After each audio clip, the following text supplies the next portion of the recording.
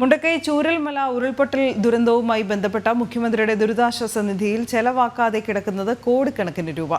705 കോടിയിലധികം രൂപ സംഭാവനയായി ലഭിച്ചപ്പോൾ ഇതുവരെ ചെലവഴിച്ചാകട്ടെ 7 കോടി രൂപ മാത്രവും. ചൂരൽമല മുണ്ടക്കൈ ദുരന്തത്തിന് ശേഷം നിരവധി പേരാണ് മുഖ്യമന്ത്രിയുടെ ദുരിതാശ്വാസ നിധിയിലേക്ക് സംഭാവനകൾ നൽകിയത്.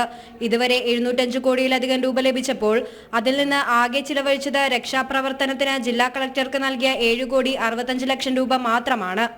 സംഭാവന 1000 കോടിയെങ്കിലും കവിയുമെന്ന് പ്രതീക്ഷിച്ചിരുന്നെങ്കിലും തുക ചിലവാക്കാതെ കെട്ടിക്കിടക്കുന്നതിനാൽ സഹായങ്ങൾ മുഖ്യമന്ത്രിയുടെ ദുരിതാശ്വാസ നിധിയിലേക്ക് എത്തുന്നത് നിലച്ച മട്ടാണ്. പരിക്കേറ്റവരുൾപ്പെടെ തുടർ ചികിത്സയ്ക്കും അവശേഷിച്ചവർ മരുന്ന് വാങ്ങാനും നെട്ടോട്ടമോടുമ്പോഴാണ് ചില്ലിക്കാശ് പോലും ദുരിതാശ്വാസ നിധിയിൽ നിന്നും നൽകാതിരിക്കുന്നത്. ദുരന്തം നടന്ന മാസങ്ങൾ കഴിഞ്ഞിട്ടും എന്തുകൊണ്ടാണ് കൂടുതൽ ഫണ്ട് ചെലവഴിക്കാത്തതെന്നാണ് ചോദ്യം. അതേസമയം പുനരധിവാസത്തിനായി കണ്ടെത്തിയ ഭൂമികളിൽ സർവേ നടപടികൾ ആരംഭിച്ചു. എന്നാൽ എൽസൺ എസ്റ്റേറ്റിൽ താമസിക്കാൻ തയ്യാറില്ലെന്നാണ് ദുരിതബാധിതർ പറയുന്നത്. കരട് ലിസ്റ്റിൽ വന്ന പിഴവുകൾ പരിഹരിക്കണമെന്നും ഇല്ലെങ്കിൽ പ്രക്ഷോഭങ്ങൾ തുടരുമെന്നുമാണ് ദുരിതബാധിതരുടെ തീരുമാനം. ജനം, വയനാട്.